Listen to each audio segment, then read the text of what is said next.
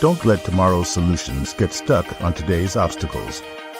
Help move what matters at Iowa State. Iowa State students have big ideas. My name is Cam Schaefer. I'm the CEO and co-founder of Spock's Sanctuary, which is a exotic companion animal rescue, and we provide other services in education and nutrition. And it all started with a little help from cyclones like you.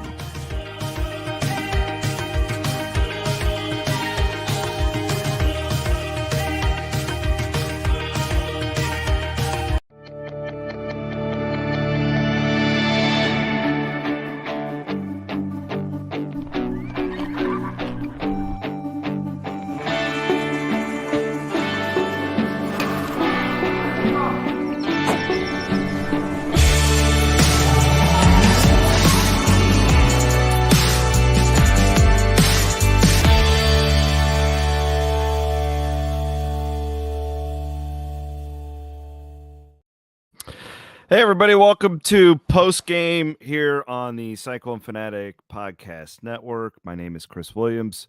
Many of you joining us live on Facebook, Twitter, and YouTube. If you don't already, go to our YouTube page, subscribe. Best place to watch all this content, and we appreciate it. Our live audience continues to grow on all these things, so let's get after it tonight. Rob Gray will be joining me here in a minute.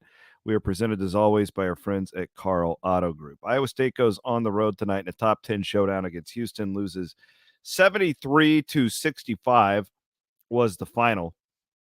And, man, I was really impressed with Iowa State, to be honest. There's a couple moments there where, in the first half, it felt like that was going to be a blowout, right? And that was my fear. The closest game Houston has played at home this year was a 15-point win, against Central Florida. So like they've killed everybody, and Iowa State went toe to toe with them, just beat the crap out of them on the rebounding. They hit some threes. There were a lot of positives, but the one thing for Iowa State, if you just look at the anatomy of how Iowa State wins games, it's points off turnovers, and it's forcing turnovers. Houston doesn't turn the ball over very often. It was the points off turnover stat that did Iowa State in tonight, 20-9 in favor of Houston. And when you do that with them, though, you're going up against the best half-court defense in all of college basketball. Iowa State really played pretty well offensively to get 65 points up against this Houston team, but it just wasn't enough because you didn't force enough turnovers tonight. This game was really even across the board other than that turnover stat. Both teams were right at 42% from the field. Again, Iowa State was awesome on the boards tonight, really competed well. Iowa State hit more threes, but it was the turnovers and the points off of turnovers. Iowa State just couldn't quite force them tonight. Couldn't score. They were and the ones they did get weren't really live ball turnovers, and Houston was able to do so. Iowa State, how many did they end up with tonight? That's why we call it instant reaction. 16 turnovers for Iowa State tonight, which is a high number for that team. A couple other things as I bring in my main man, Rob Gray. Iowa State missed front end of a 1-on-1 at the end, but was okay, 10 of 15 from the free throw line tonight. Look at the other way where, Houston shot 32 free throws to Iowa State's 15. They were 75%. So that was a big stat as well. Again, Houston shed going to the free throw line 13 times and hitting 12 of them. Certainly a big number there. Shed was awesome, 26, 6, and 4 for the point guard at Houston. Rob Gray, I thought, listen, I didn't think Iowa State would win tonight. It was kind of like, for me, I just keep it close, keep it respectable. And there were like 4 or 5 times in that game where I thought Iowa State was going to get blown out, and okay, this won't look that good. And that they just kept playing and kept fighting. I know I'm a moral victory guy right now, but again, like I went into the game expecting worse than this. I thought Iowa State played really well. Score 65 points in that arena against that team when you don't when you only get 9 points off the turnovers, tells me Iowa State's offensive efficiency was really good against that team. In fact, I could make an argument they were better offensively, definitely in the half court, than they were in the game that they beat them in Hilton Coliseum. So even in a loss, I think Iowa State takes a step forward as far as what this team can be. What did you think? No, totally agree. I mean, especially when you get down 17-4, you can't run your offense without turning the ball over. You're down then 19-6, and you chip. You get 19-8. You get the big three. I think Curtis Jones got it back to single digits at 19-11. He was big tonight. I thought I did 3 of 5 from three. Trey King, as an aside, I remember a couple weeks ago when Trey King had his 3-point breakthrough game. I was like, I think I remember asking you if this is going to become a thing, and you just kind of smirked. 3 for 3 from the arc, and man, one of those was high degree of difficulty. Keeping the Cyclones in this game, I mean, losing by single digits at Houston this year is almost a win. And I don't, like you said, moral victories you don't take. You want to win the basketball game, but as you also mentioned, you out rebound them, not only total rebounds, but on the offensive end. This is one of the best offensive rebounding teams in the country. And in terms of toughness, the Cyclones absolutely matched Houston tonight. Yeah. But the free throw disparity, which grew because of late in the game, you're fouling. But I think even before that happened, Houston had shot like 12 more free throws than Iowa State. And I know Houston fans were up in arms when it was like 8-1 in fouls in the second half after a somewhat reverse situation in the first half. But again, you shot the three great. You'd made some clutch shots. You made some clutch plays. You lost by 8 against the number 2 team in the country on the road who hadn't lost by less than 15. And they sleepwalked through that game. That was UCF. So, I mean, very encouraging going forward, I would say, for Iowa State. Yeah, tonight was a loss when you're trying to win that Big 12 regular season championship. There's no doubt about that. I think it's a net win when you're looking forward to like what, because that felt like an Elite Eight type game, especially in the second half where it's just, the old cliche of the heavyweight fighters or whatever. That's what the game felt like watching it. You had this great atmosphere. And Iowa State just, again, like I'm telling you guys, I didn't get to watch the first half great because we had a game watch. But I'm looking at the numbers. That might be efficiency other than the turnovers. Okay, now that's a big deal. But when Iowa State wasn't turning the ball over against that defense in the half court, that's a really good game. Like 53% from three. The rebounding stats, you're 42%. That the amount of possessions to score 65 points against this team is encouraging. It's just the difference in like, why did Iowa State lose this time and win the last time? It's because they turned them over so much more in Ames and they got those points off of it. That was the difference. And this is a net win for me to see this team get, okay, they're down 11. This thing's over. Oh, Gilbert just hits another 3. Yeah. And like you did this tonight and your best player really played one of the worst games of the year and Lipsy going 1 of 8. Really glad, Rob, that this game is on a Monday and that they get to go until Saturday and rest him. And he didn't look healthy in the second half. There was that point where he went down. He had that layup early in the second half where it looked like he dinged that shoulder up. He played it. I wouldn't even be surprised if they would consider resting him against West Virginia. I don't know anything. Clearly, we all just watched it. But Taman looked really beat up, I thought, in the second half. Yeah, totally agree. I mean, he played 33 minutes, 6 turnovers, very uncharacteristic for him. Well, as you said, 1 of 8, had the one shot, but missed the end one. I mean, it just Taman is one of the toughest players on this team. But at some point, you've got to think long term, and you've got to think you can beat West Virginia without him.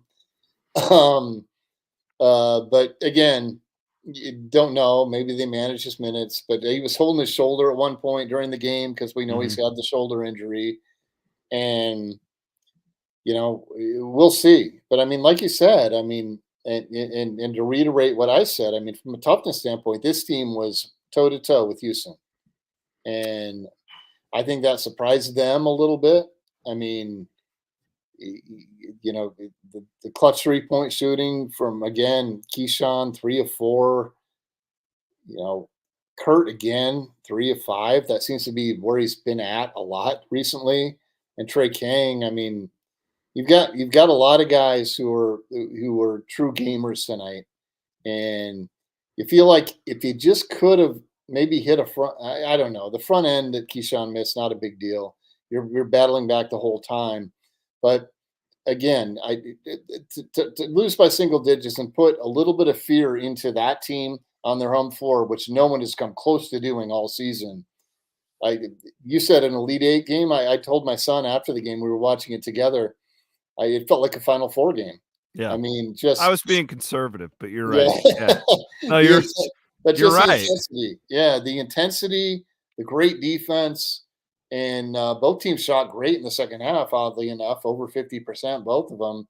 But like you said, the turnovers were just a bit too much, and you take an 8-point loss and you come back and you got a great chance to beat a foundering West Virginia team, and Houston's got to go on the road to Baylor, I think. So you can be evened up again rather quickly, potentially.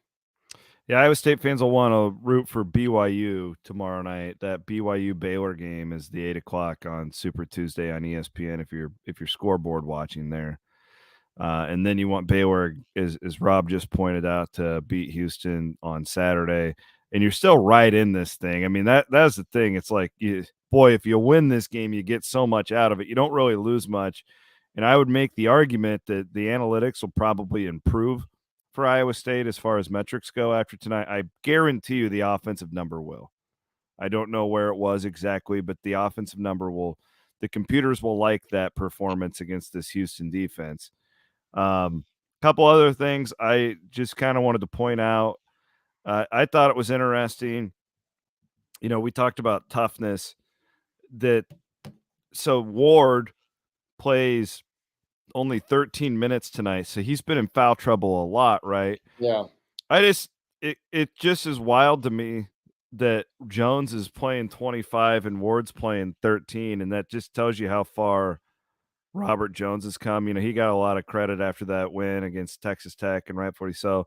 Helps when King is hitting the threes, like you mentioned, going 3 of 3, 5 of 8. Trey played really well tonight, but I thought that was interesting that Hassan, he did have 2 fouls, but never really got too much into the game. But it just shows you how interchangeable those 3 guys are, right? Because there'll be one game we've seen King go 1 of 9, and it's like, oh, okay, we need this. I don't. Again, like I'm looking at this as a positive. This is a net win tonight for Iowa State. They're going to move up in the analytics. It didn't do anything for them again in the Big 12 championship race, but there's absolutely nothing other than that will be a negative from this game as far as NCAA tournament seeding. None of that will. This is I was really impressed. I thought, Rob, 10 minutes into that first half, I thought Iowa State would lose by 20. Yeah. I thought this was BYU all over again.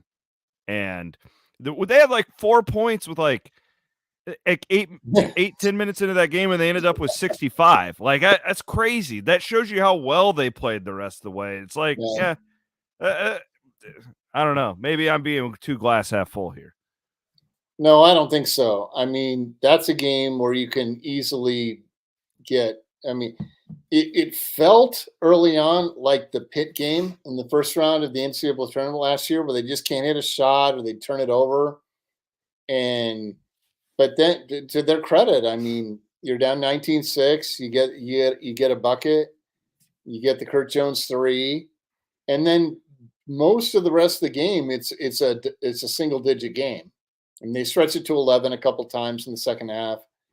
But I want to highlight a stat for Trey King, which is 8 rebounds. Oh, great point. Yep. Because he was the leading rebounder in the game. Better than Francis with 7. And TJ had talked about how he wants him. It's probably an unrealistic goal given everything, but wants Trey King to be the best rebounder in the Big 12. Well, tonight he was the best rebounder against the other best team in the Big 12. And oh, by the way, hit 3 threes in 3 attempts. I mean, that's just I think a huge tip of the cap to him because I think he's one of those guys that's, he's showing stuff at Eastern Kentucky, but that's against completely different competition. He was not hitting threes early in the season, and or very few percentage wise. And Yeah. now here he is, a guy who can really be a difference maker for you there, and on the toughness standpoint at the at rebounding on both ends of the floor. Really happy for him. His camp always thought that Trey was a shooter, in addition to being the specimen that he is. He's this big, great looking arms. He's this big dude. Yep. And it, the analysis I would give on Trey is that his release is just slower, and it's harder to get those shot. Like what we learned against Kansas is Iowa State saw that they're going to put a 5 on him. Okay, so we're going to let Trey shoot. And it's like, if he can get those off, he is a good shooter. Yep. It gets difficult for him when you're playing a lot of these Big 12 teams where you've got some of these, 6'10" stretch fours that you just don't have time to get it off. And I was really happy for him tonight because again, his people will tell you he's this really good 3-point shooter, and we're starting to see that in these really big games for Iowa State. That's a guy who's worked really hard to get to this point. The last thing I would say about this basketball game is I just want the rubber match, and I hope it's in Kansas City. I hope these are the 1 and the 2 seeds, and because I just think Kansas may even punt in Kansas City. Like, I don't think it does Kansas any good to play 4 games in 4 days, and Baylor will certainly be a factor down there. But these 2 teams have put on some highly entertaining basketball games, and I think we're all hoping that we can watch this one up close and personal one more time in Kansas City in a few weeks. No doubt about it. I think you're right. I mean, your latest Williams and Bloom podcast, right? Baylor's scary good right now, and got to watch out for them. But the good thing is they could equalize things for Iowa State if things go to form midweek. Could equalize things on the weekend. In terms of the standings with Iowa State and Houston, but the teams are so similar. They just beat the hell out of each other. They are, and it's tough to officiate it. And the first half, it felt like, boy, Houston could get away with everything, and Iowa State was getting called for every touch foul. Second half, Houston fans, at one point, it was 8-1 in fouls, I think. Yeah. In Iowa State's favor, and they must have been apoplectic because what in the world? This doesn't happen at our gym, right?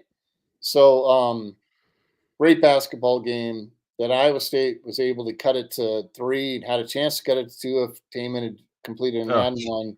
I mean, a great basketball game, and again, as you guys have said before, these are clearly the 2 best teams in the league right now. Baylor's knocking on the door, but we'll see what happens. But going to be interesting over the last few games in the regular season. Could you imagine had they kept that game buried on ESPNU? Ugh. Like, oh, what a bad move that would have been. That was a fantastic regular season game, and I think it bodes well for Iowa State. Real quick, I do want to acknowledge it. We're not going to get into it here. The Nate Shieldhouse move that happened today. I have done some reporting for our premium subscribers. If you guys haven't subscribed, I would encourage you to go do that.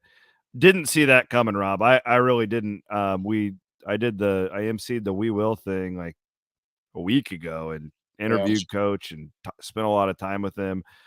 But from what I've gathered, this was a deal where it's like Sean McVay wants me to come and like learn. Like, he's a top 5 offensive mind in the world.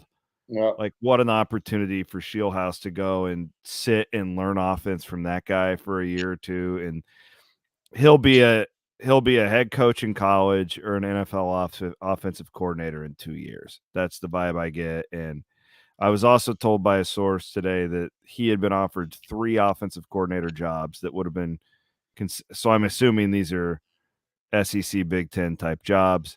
Yeah. Turned them all down to stay in Ames, and like that this one was just like, man, like it's like too good of a deal to pass up to go and learn from a guy like McVay. So Iowa State's got to go find an OC here in the middle of February. But Yeah. good Second year in a these, row. Second year in yeah, a row. But I mean, they got Ryan Clanton, who called plays for UNI his last season there. You know, Taylor Mauser's been there for a while. They got a lot of guys in house that they can, and we all know that Matt Campbell does not. How shall I say? Um, Not want to be part of everything as the head coach of Iowa State's program. yeah, So that is, there's yeah, you're there's right. there's a lot that they can build off of. But Nate, you know, as Campbell said, was a rising is and was a rising star in the profession, and you know, you get a chance to go to that caliber of team and under that caliber of a head coach who won a Super Bowl a couple of years ago. I mean, you got to take that. So, you know, good for Nate, 33 years old and off to the NFL. I mean, you know, Not bad. He's yeah, doing okay that's for impressive. a guy who was. I did a podcast with him last year, and I think you've written about this too. He was like a youth pastor not that long ago. Like when he got out of college, like he wasn't like, oh, I want to be a coach. He was going to be a youth minister, and then he decided to give the coaching thing a try. And like he's going to be, from what I understand, he's really interested in the NFL route. So I mean, this guy, and for what it's worth, I reported this to where I'm not going to say the word certain, but I'm confident that he probably would have been Iowa State's next head coach had Campbell gotten the USC job. Yeah, That's how much people in Ames think of him. So, and that he'd have been like 31 at that time. So, yeah, like, this is it's a deal where I think it sucks, but I also don't think people inside of Ames are shocked because they've seen that talent the whole time. So, anyways, you got to go right. I got to get a bunch of stuff done. We have plenty of time to break that down. We'll keep reporting it on it for you when we get information. Rob, thanks, man. I'll let you go and then I'll wrap things up. All right. yep. Good to see you, bud. All right, Rob Gray, always better when he can join us and give us his insight. Real quick, I have not. Okay, they did just update the analytics, and as I thought, Iowa State moved up a spot. I thought they would move up after that loss, and they did. And the offense is into the top 40. I know my computers, folks. I know my computers.